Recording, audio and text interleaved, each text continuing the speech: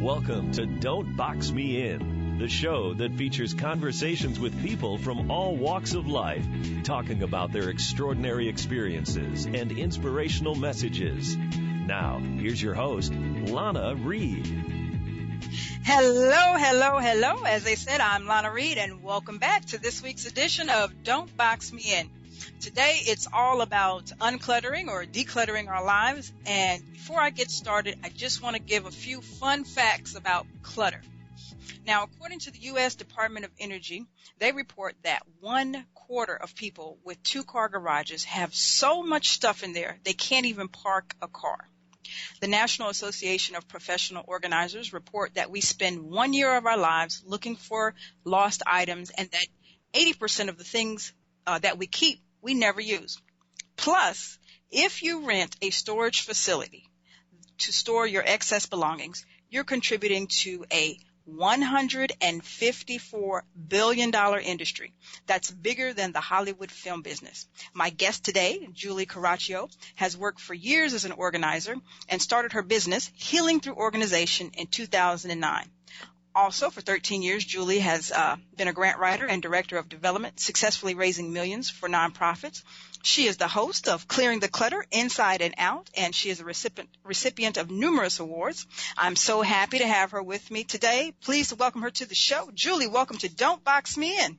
Thank you for having me, and you get a gold star. You pronounce Coraccio right. No one ever does that correctly. Well, let me be honest. I do a lot of prep before the show because I like to know my guests. So I replayed the video where you were saying your name over and over again. So I was like, okay, let me get this down packed so I can say your name. So I cheated a little bit there.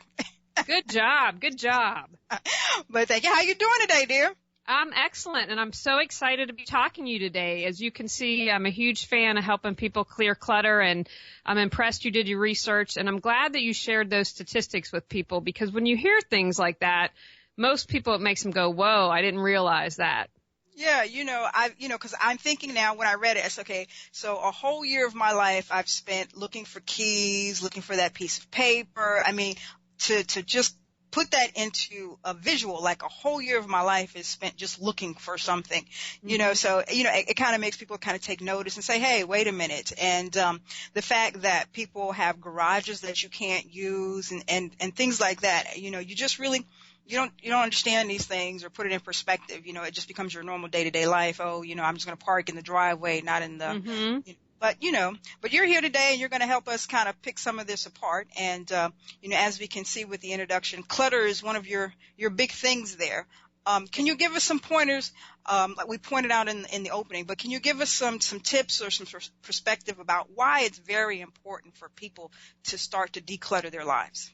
Well, I believe that clutter affects you not only physically, but also mentally, emotionally, and spiritually. And if you think of clutter in terms of energy, it's stuck, stagnant energy. If you were to go into a room that had a lot of books, had a lot of clutter, you could literally feel how heavy and stuck that is. And then if you were to go in another room that's organized and clutter-free, you can literally feel the difference. And I believe that when we have too much clutter, it prevents us from sharing our gifts with the world. Because if you have a lot of physical clutter, how are you going to accomplish what you want? If you have self-doubt, that to me is clutter. That prevents you from sharing your gifts with the world. And I'm passionate about this because I want to live in a world where everyone is sharing their gifts. That's the kind of world I envision.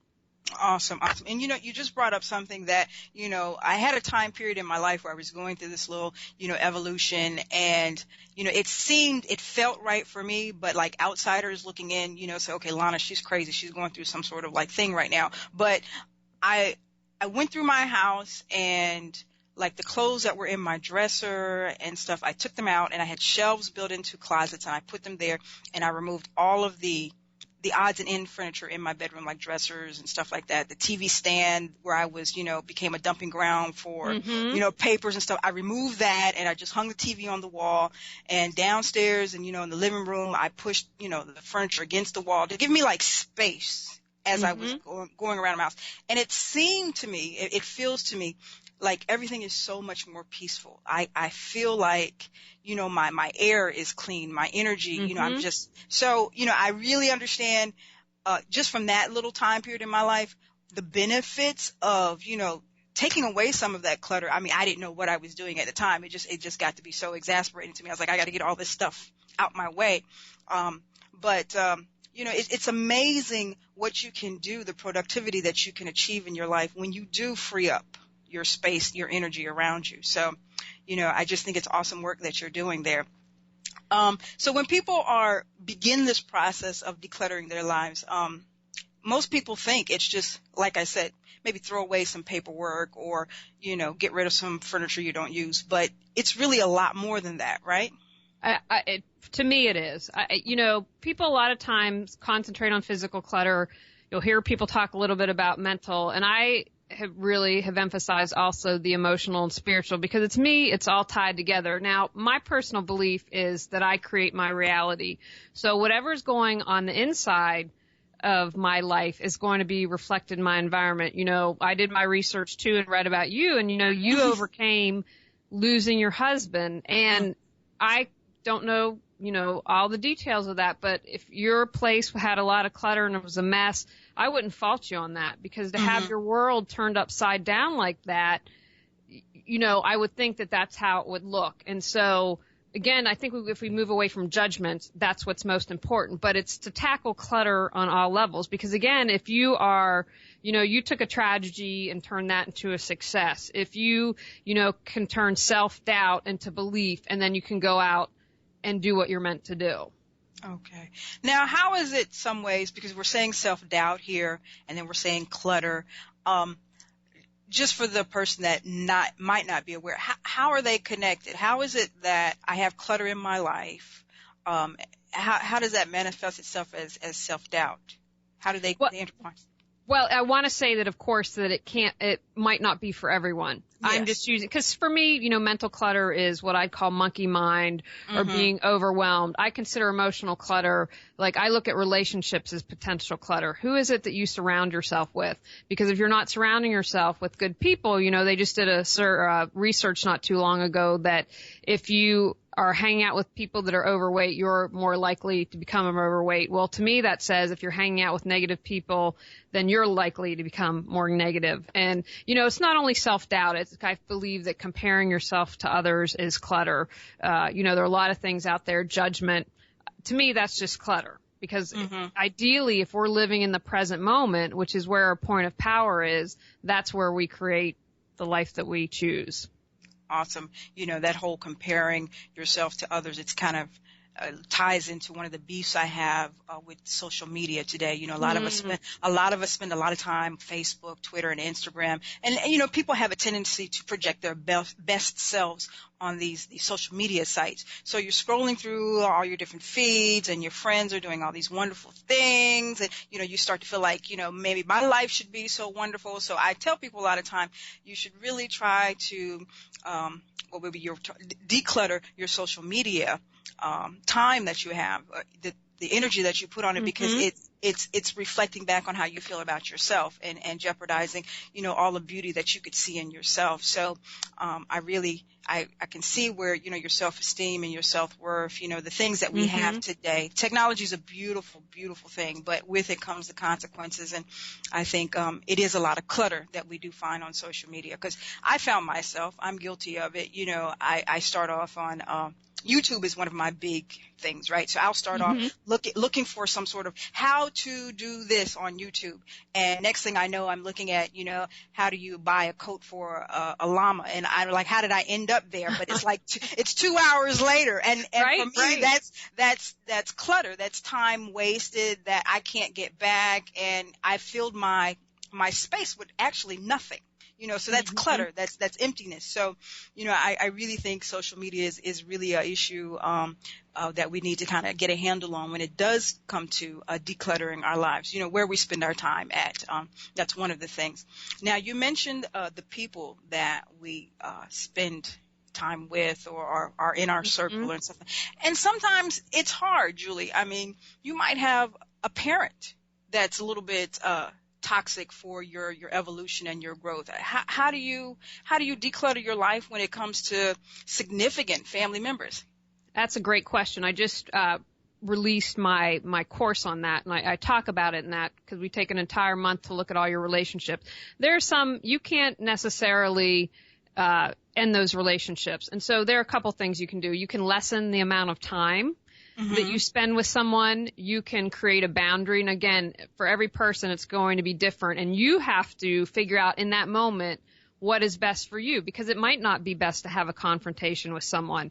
But if it's excusing yourself from family events, sitting down and talking with the person, asking someone in the family for support, you do have the choice to do that. Okay. And it's easier said than done. And sometimes, I had a friend, I lived in LA for 10 years, and he was a good friend of mine, but he would always complain. And I mean, it's amazing to me how much one human being could complain. And I finally sat him down and I said, I can't take this anymore. You were a good friend to me, but it brings me down. All you want to do is moan. And so either you stop it when you're around me, or we have to end the friendship. And that was hard because this was someone I cared about, but it was a wake up call for him because no one had called him out like that. But sometimes people are like, I just don't want to deal with this anymore, and maybe don't return calls or end a friendship. And I think of how I would want to be treated. And so you just have to decide in the moment what's the best course of action. Now, in my personal belief, you want to let go of any toxic relationship. And again, understand maybe you have an ex-spouse and you have children. And so that's something you don't have a choice to do. But you can set boundaries, or there are things that you can come up with to deal with it. And say, you know what? It's not okay to talk to me like this to me in front of the children. And if we have to go back to the attorneys, that's what we're going to do. I mean, setting a boundary, I think, is really important. Okay. Now, do you find, real quick before we go to break, we're in the business, me and you, of helping people become the best they can possibly be. And with that comes the, the personality trait. You walk into the room, you're trying to be the positive person. And, hey, everybody, it's a beautiful day. The sun is shining, and we're all going to have a wonderful day. And we do encounter these negative people, from time to time. But, we're still on this mission. We're, trying to, spread this positive energy. And we keep on trying to do that. But you're constantly around negative people. It's hard to say sometimes, okay, I have given all that I can give. And now it's time for me to just let you do you. You're determined to be miserable. I've given you the best of the positive outlook that I have, which is hard because, right. it's our nature to say, I'm going to help you be, we're Misfixits, we're going to help you be the best. Yes. But, right. No, it's you or me. It's you or me. And at this point, I have to choose me because, like Julie says, I want to declutter my life, and your energy is part of that clutter. So, Julie, real quick, I'm looking at time. We're going to take a quick commercial break, and we're going to talk some more about clutter when we come back.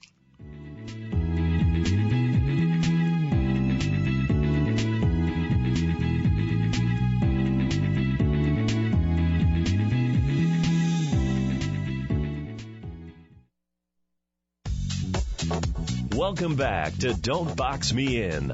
Here's your host, Lana Reed.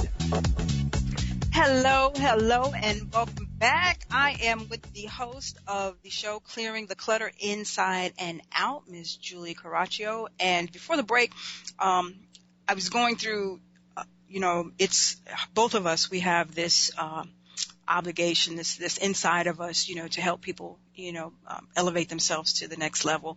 And part of that, we are two positive people.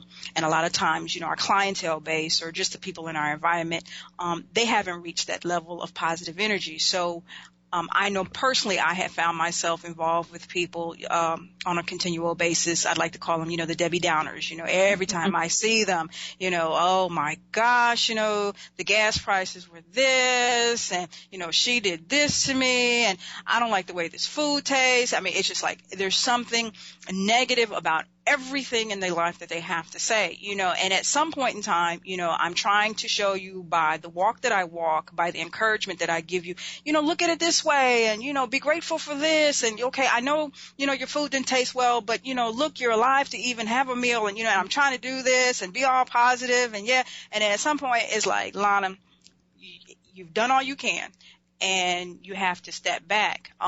Do you find it hard to detach yourself from people sometimes? No, because I trust that everyone's on the journey they're meant to be on. Okay. And that, and this was a challenge for me. And, I love how you were talking earlier about social media and people just put the positive. And when I do my podcast, I'm sharing about myself. And so I said, here's a mistake that I made, and I want to share with you my story so you don't learn. And when I have guests on, I'm like, how did you have clutter in your life, and how did you get rid of it, to show even people who are experts deal with this. So I just trust that. And one of the things, and I always tell this to my clients, trust that you'll get what you need, and others that you care about will get what they need. Okay, they're on this journey, and that's great, and they're going to either have something that's going to be an aha moment for them, or they're going to continue to be negative their entire life. Whatever that is, I don't have any control over that, and I'm not responsible for anyone's happiness but my own. Okay, awesome. Now, when somebody comes to you and says, Julie, I need your help uncluttering my life, what do you sit down? Where's the starting point? Do you start in the home, or how do you begin this journey? Well, it really depends. If it's a client that's asking for physical home organization, we start there. But what I do with either a coaching client or someone that I'm going to their home, I have them fill out an assessment. So I have detailed questions so I can hit the ground running and be prepared, whether it's to declutter a home or, to work on confidence with a client or whatever it is. So that's kind of the starting point. And what I found is, for instance, because people are most familiar with removing physical clutter, when you start that process, for most people, it tends to open them up. And my goal, because I believe we all have the answers we need inside, I see my job is to support that. I can't tell you what's best for you. You know what's best for you. But I see my role as supporting you and helping bring that out. And a lot of times when you start to move the physical clutter, stuff comes up, or you can see what's going on. I'll give you a short example. I had a client, she had probably was 2 or 3 feet high, a stack of all these, like clipping out articles and from the magazines and newspaper. And I said, well, what's this? And she said, well, I'm have clipped those out to send people. Well, how long has it been here? A couple years. And as we talked, and she made the connection because I'm asking questions. She said, oh my gosh, I have been afraid that if I don't stay in touch with people by sending them these clippings, that they won't love me anymore. And as soon as she voiced that, she was able to realize, oh my gosh, I know that's not true. And then was able to let it, and we pitched it all in the recycling bin. So, it's finding those and being like, oh my gosh, when I verbalize it, when I recognize it, I know it's not true and I can let it go. Okay. And, this is a question that I was going to ask you later on, but we'll bring it up now because that's a sentimental item. We hold on to sentimental things sometimes. Now, let me speak from personal experience. You mentioned earlier, I am a widow. My husband was killed in 2002, and together we had a daughter. She was 7 at the time. So I was going through the garage maybe a month ago, and I noticed, now, although I have done a pretty good job of decluttering my life, but in the garage, there are certain boxes with things that I have been saving to pass on to my daughter, some pictures, the wedding dress, just other little sentimental mementos that I can't bring myself to part from. And I know it's cluttered. So how do you navigate with these sentimental items? It's really hard for us to declutter. That's a great question, and one that I get a lot. First of all, I want you to remember it's a process. So don't beat yourself up. And the more I found, the more you release clutter, the easier it becomes. That's very difficult. You lost your husband in a horrific way. And so if you would never be ready to part with that, I would say that's okay. Now, again, it's sat boxed for how long in your garage. What I encourage people to do, could you make a photo album of the pictures that are there for your daughter? And, and one thing I would say right off the bat, is I've worked with a lot of people I have one client who has a basement full of her parents' stuff. They've passed for years, and she's like, oh my gosh, I don't want to get rid of it. And, I believe that once people pass, they want you to have peace and be happy. And that if you don't want the stuff, let it go. Because are you honoring it if it's sitting in a closet just collecting dust? And so how old is your daughter now? 20 now. She's now 20. Okay. So she's still kind of young, but one thing, I had a client say this, and she realized this. She's like, I don't want my daughter to have to go through all this stuff. So if she's old enough, having a conversation, is this stuff that you'd want? And if it's not stuff that she wants, and again, I feel like at 20, you know, she might change her mind when she's a little bit older, you know, if she's in college or whatever and they're not quite an adult yet. But I would, that's a conversation I would start. But for instance, if you have pictures, can you make that into an album or do something creative with a shadow box or, you know, your wedding dress? Ask her, is this something you think that you might like to own someday? You know, if you have a bunch of t-shirts, you can create a quilt out of that. I know a lot of people keep their t-shirts from high school and college. And I'm like, okay, there are people out there who make a quilt. That's something that's functional and that you'll use and that retains, you know, the sentiment. I remember one time I was living in LA and I saw Peter Walsh speak and he really said it best. A lot of times we infuse objects with our memories, but the memory isn't in the object. It's in our heart and it's in our head. And I had seen him. It had been a year since my grandmother had passed. And so I got this beautiful antique furniture that was her bedroom set as a kid, but I also got these dishes that, knowing my grandmother, were you opened up a bank account and got a free set of dishes. They were, you know, they were white at one point, but were now gray. And after hearing Peter speak, the next day I dropped them off and donated them. Like, my grandmother's not on that dish, but I kept the antique stuff, which I love and is functional because it's the guest room. So it's about remembering, you know, your husband's in your heart. He's in your memories. He is not on the wedding dress. So it's kind of digging deeper on that. And again, if you're not ready to part with it, don't beat yourself up. But what I'm going to encourage you, give it a place of honor, you know, and check in with your daughter and see how she's feeling about stuff. Awesome.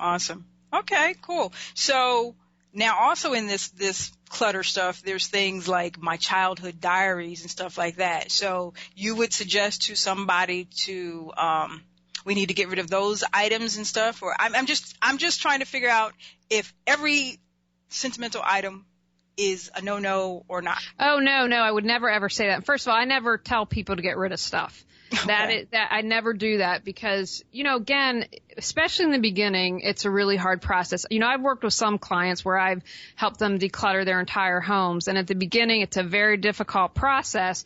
But once we get going on that and they can feel the difference in how lighter their hearts and heads feel and how different the house feels, then they're like being able to start to declutter on their own. So, oh my gosh, I would never say that. But what I want people to do is dig deeper.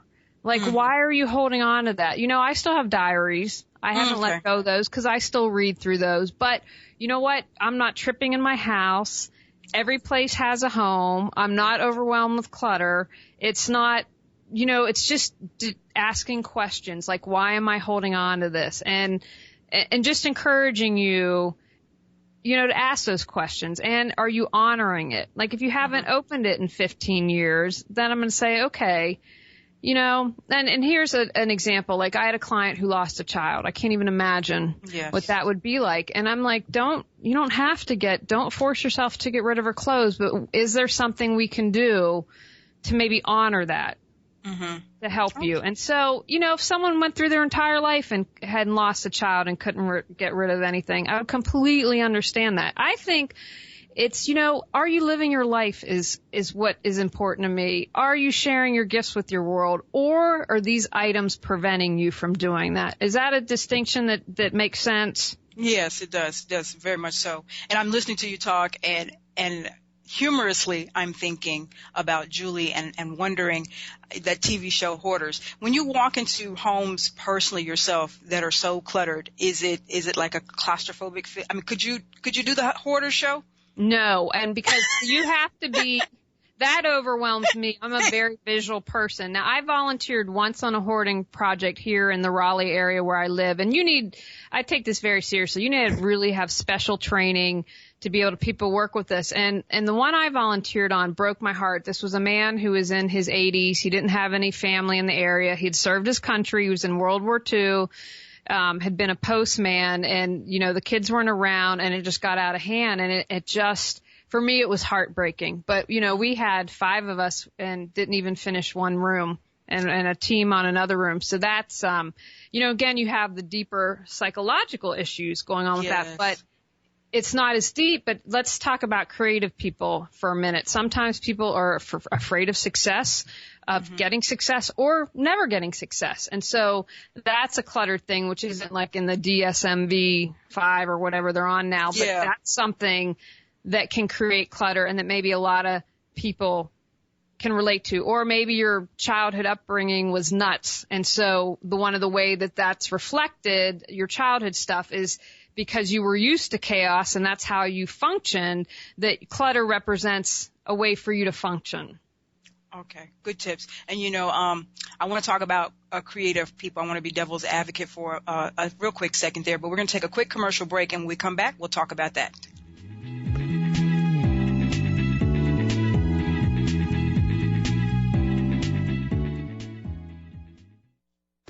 Let's return to Don't Box Me In with your host, Lana Reed.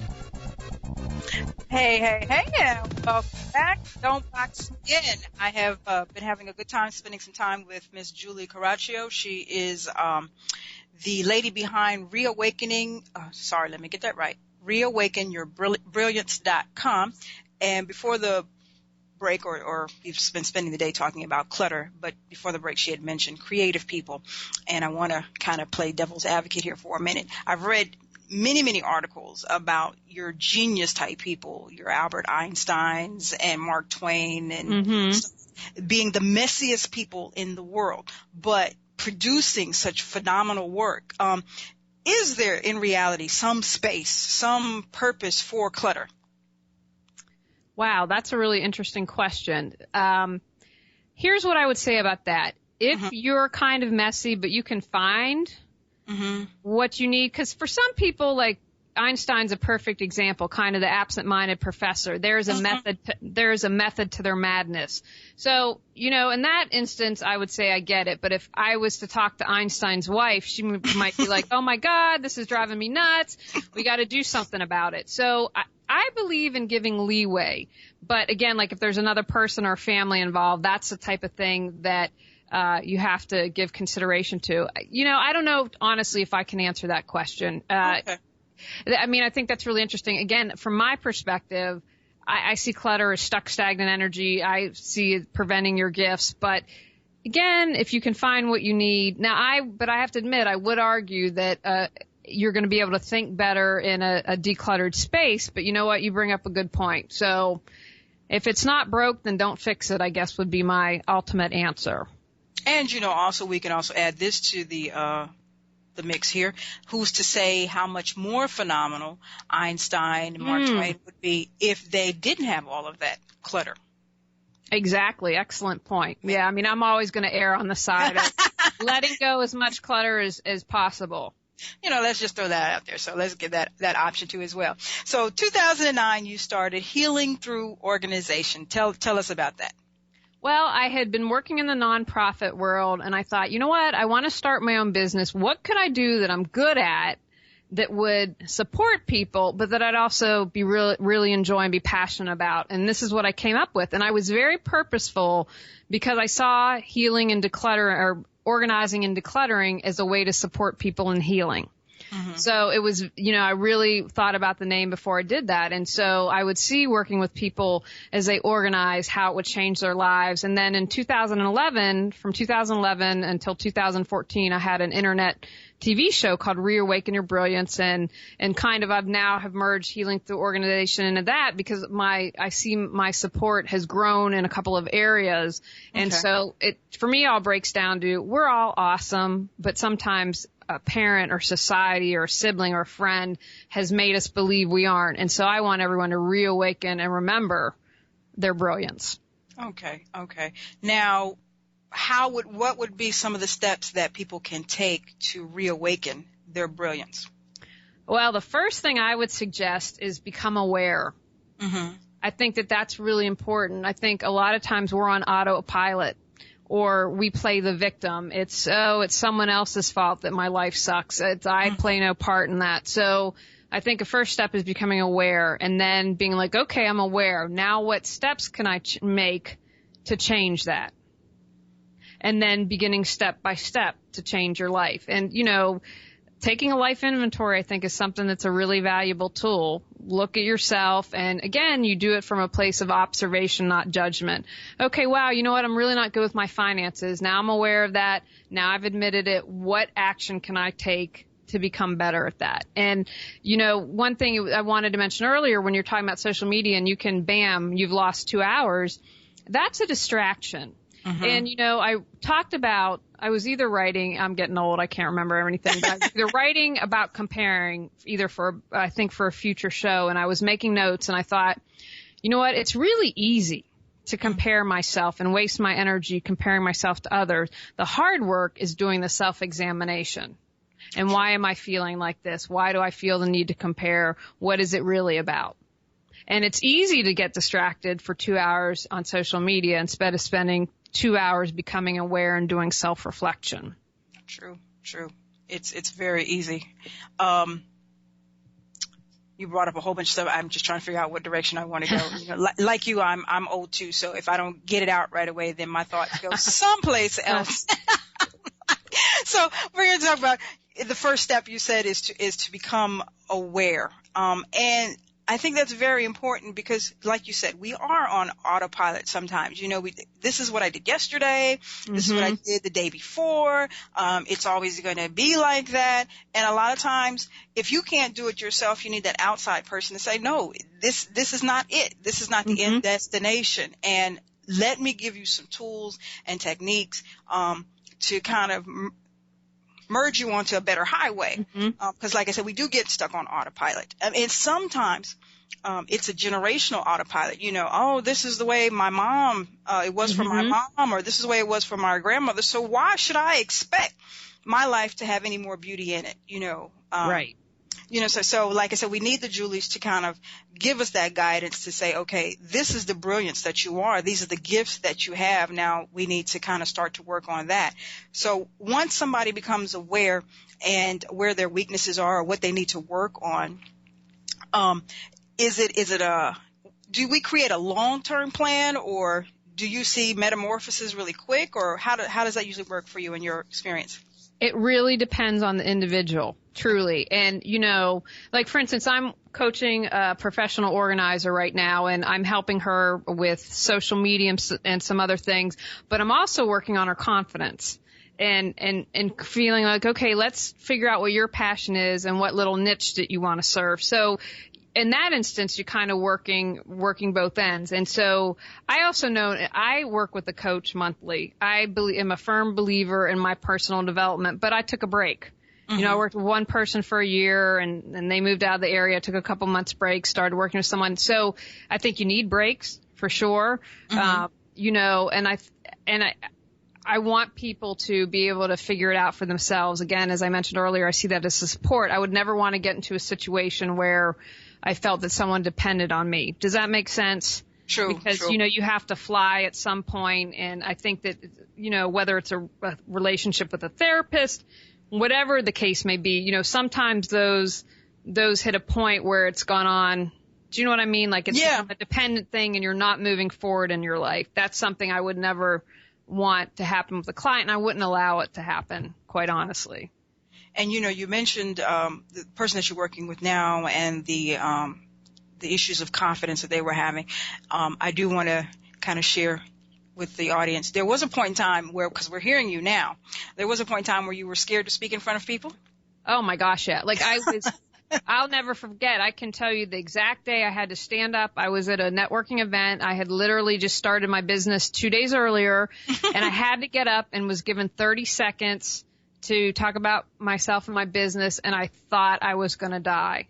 And now I get paid to speak. Awesome. So I'm a huge firm believer in always growing, always putting it out there, always, pushing yourself to be the best that you can be. And if I can do that, I've overcome adversity from my childhood. You can heal, you can change your life. I think if people were to take the only thing away from today from me, that would be it. Okay. Now, I want to talk about, So you mentioned that you work with numerous coaches and you'll take a downtime or whatever. But for yourself personally, do you have a long-range plan for continuing to grow? Or, do you say, Julie, okay, every 3 months I'm going to do some self-check and see where I'm at. This is what I need to fix. Or, is there some sort of systematic setup that we should implement into our lives? Oh, that's an excellent question. Again, I have to say everything's individualized. For instance, in my personal, right now in my life, I have a 5-year plan that I'm kind of working on that involves me, that it also involves my family as well. So what I would like to accomplish individually, and that we as a family, we have a move we're, hoping to have happen within the next year. So things of that nature. So for me, it's, when I work monthly, again, that's just on whatever's coming up, or I have found that it's like you get one layer and then you get to the next layer. And so I would always hope that I'm always doing personal growth work to be the best person that I can be. But, if you're overwhelmed, like if someone listening is like, I just can't even imagine that, take it one step at a time. Mm-hmm. Take one area where you'd like to improve, become aware, and then start to take steps to improve that. And, I am a fan. Like if 5 years seems too overwhelming, then take what could you do in a week or a month or 6 months or a year. And then like I mentioned earlier, take a break. Life is supposed to be fun. If I worked on myself all the time, I would be no fun to be around and would have no life or no friends. So take time to enjoy life. And, allow yourself some slip-ups, absolutely. Some back steps, because you're going to have these good days where, yes, gusto, I'm going to organize these. And then you have these days where, forget this. I'm just going to lay in bed and watch TV, So allow yourself to, like, every day is not going to be the perfect day.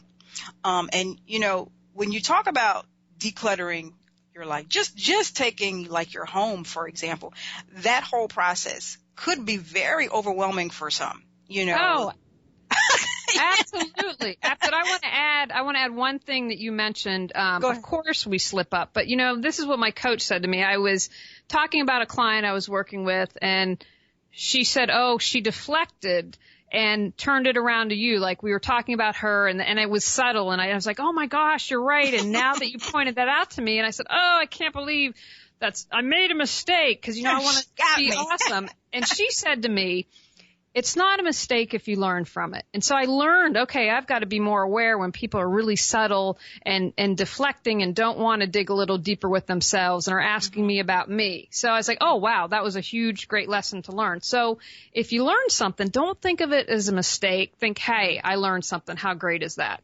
True. Awesome. As long as you're learning, you're growing. Yes. As long as you learn. So now we're going to talk about, I think, like physical. The physical part, decluttering your home, and it can seem overwhelming for some of us. You mentioned before that you can never do the hoarders thing, but let's just say Julie walked into a hoarder's house. Okay. What would be your first step? Well, it would be to sit down and pick, what I would say to a client. So let's use this because I don't work with hoarders, but like I did almost an entire home decluttering project recently. I just finished that up last month. So, what's driving you crazy? Or if you have bills that aren't getting paid and that's what I would call a crisis and you're losing money, let's start there. So I would start to ask questions like, is there a place you want to start? Is there something going on that needs immediate attention? And then we would start in that room, and then we'd start the process, and we wouldn't move on to the next room until the first room was completed. Okay. So you don't necessarily walk into somebody's home and just, we're throwing away dishes. You actually have the dialogue first before. Oh, absolutely. I would never, ever, ever throw away anything without someone's permission. It varies from client. Like this big house I just did, she was basically like, do everything. But what I would do, because she was working while I was in her home, I'd leave piles. Okay, look through this. I think I've gone through this. I think these are ratty towels you can let go of. And she'd say yes or no. Or I'm like, okay, what about these? They look like they're on their last leg. So there was still, even though she wasn't there when I was, there was still dialogue going on. And a lot of times some people want to be, I just worked with a client last week and we worked together and I could ask questions. Okay, what about this? As we work together. So that's something that could be as well for a hoarder. And again, I'm not qualified to do this, but even with a non-hoarder, it could be very traumatic for you to go into someone's house. And so if you're listening, wanting to help a friend or a family member, don't just go in and start throwing things away. That can have really, really, bad effects. Emotional consequences. Yeah, true. I can understand that. Well, Julie, we're going to take our last break of the day. When I come back, I want to talk about eco-friendly organizing and aromatherapy. So stay with me. We'll be right back.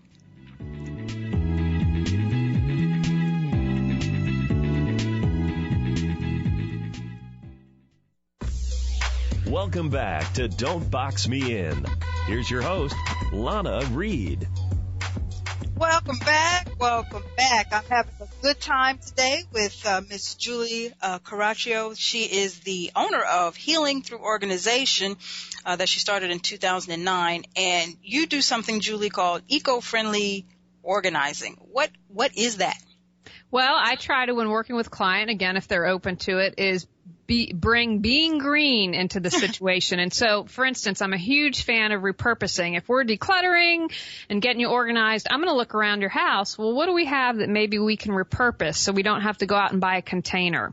Or it's simply like if we are decluttering your paper files, we make sure we recycle the files instead of throwing them in the trash, and knowing wherever you are the guidelines and doing that, and just becoming more aware of our impact on the environment.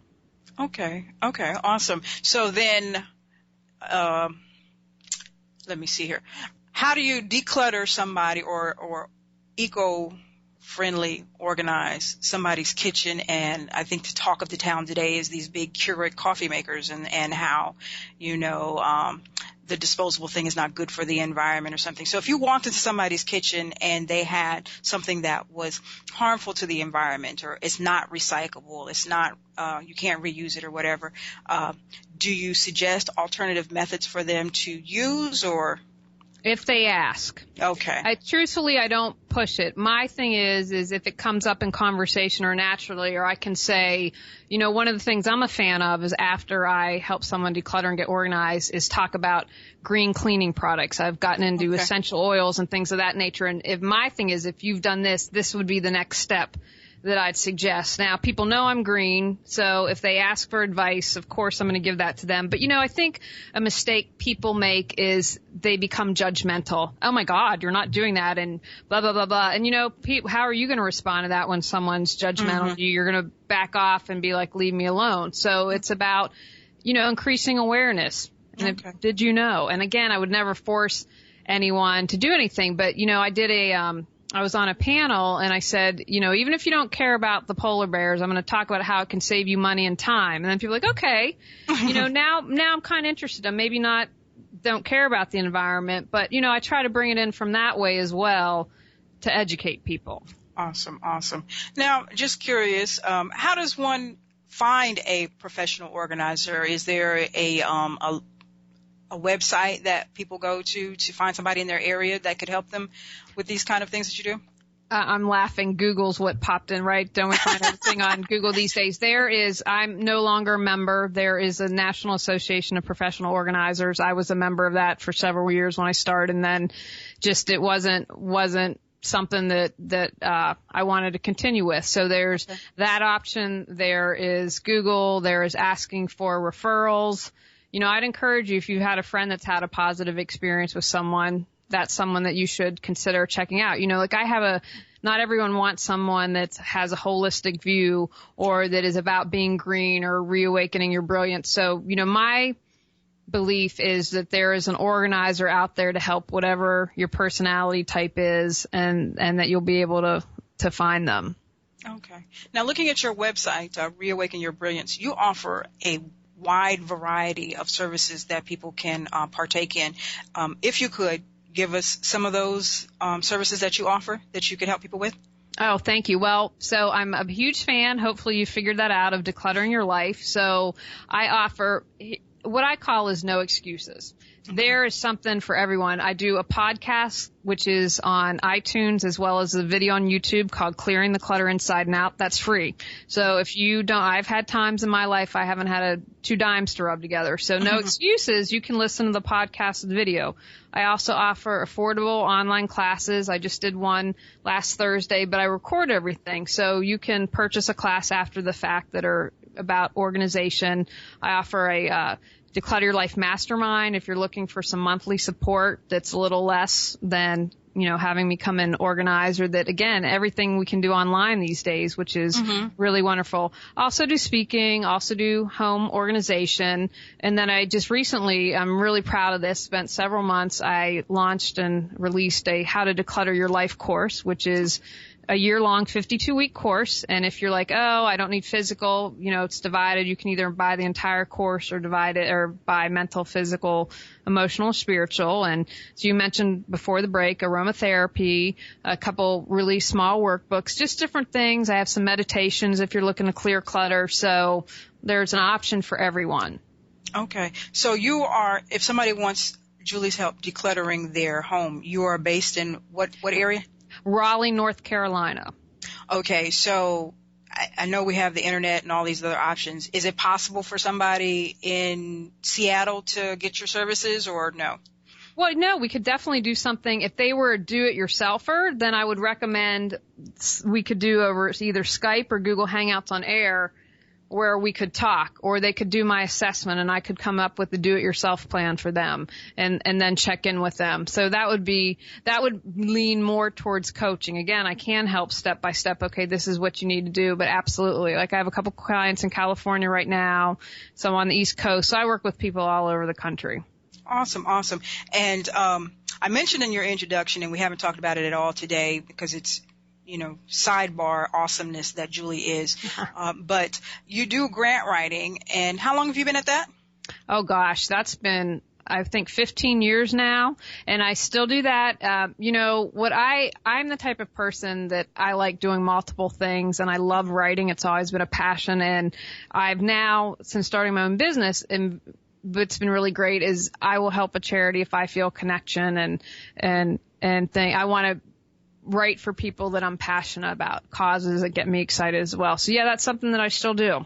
Okay, so people can reach out to you for that as well. So like I said, we have lots of wonderful things that Julie can help you with, not just decluttering your home. Now, I mentioned before the last break that I wanted to talk about the aromatherapy. This is something that I can say my mother has passed down to me that's really very important in my life that I use.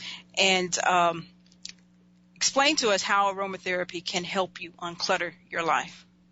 Well, what happened was I interviewed someone for the podcast, and I really liked her, and you probably know more than I do, but I've just started learning in the past year or so about essential oils. Like I've made a healing spray, a cleaning, and I'm learning to made my own soap and want to get into that. And we hit it off, and she had started, and so she gets the credit. She had started this, and I was like, hey, do you want to partner on this? I have all these ideas for different formulas you can come up with. So again, many people are visual or they're audio, but they're also people who are tactile. And so smelling something, like imagine you're stressed out, then you smell something that helps release your mental clutter. Or after doing some physical clearing, you smell something that, wow, it just opens up the energy of the space and makes it smell better. So I see essential oils as a way to help you in releasing clutter as well. Awesome. Now, I'll mention a couple of, if I can, Sure. I have time. So gratitude. What kind of essential oils should people use for gratitude in their house? Well, we came up with in our blend, we have bergamot, lemon, lime, grapefruit, and lavender. So that was just the one that we came up together that we decided to do. But, make everything personal. What would make you thankful? What would raise your vibration? What would raise your joy? Those would be the questions that I would ask. I think having gratitude is an amazing practice and something that we should do daily. So my question is, what's rings true to you? Okay. So each person, if I'm hearing correctly, each person might have their own essential oil combination for what they're trying to bring about that's unique to them. Correct. And what we did is we came together and said, okay, based on, and again, she has more knowledge than I do and our knowledge of the different scents. We said, okay, well, this is what I'm trying to create. How would we do that into an aromatherapy? And so that's what we decided, again, to be able to support people and something that's a little different. Okay. Now, just so I'm clear before we get out of here, the essential oils, are they sold, you sell these on your website, or did you just use these? Okay. Okay. Yeah. So if people want, yes. Okay. Now, real quick, do you have an email address that people can contact you? Sure. It's Julie, Julie, at reawakenyourbrilliance.com, and that's also the website, just reawakenyourbrilliance.com. Okay. And quick question, what do you still struggle with when it comes to decluttering your life? Or are you perfect now at this point? Oh my gosh, I'll never be perfect. I will be a work in progress with my dying breath. What I still struggle with is emotional eating. When I sometimes get really stressed out or overwhelmed, I will tend to eat instead of dealing with the emotion at hand. So that's why I'm working on decluttering my life in that way.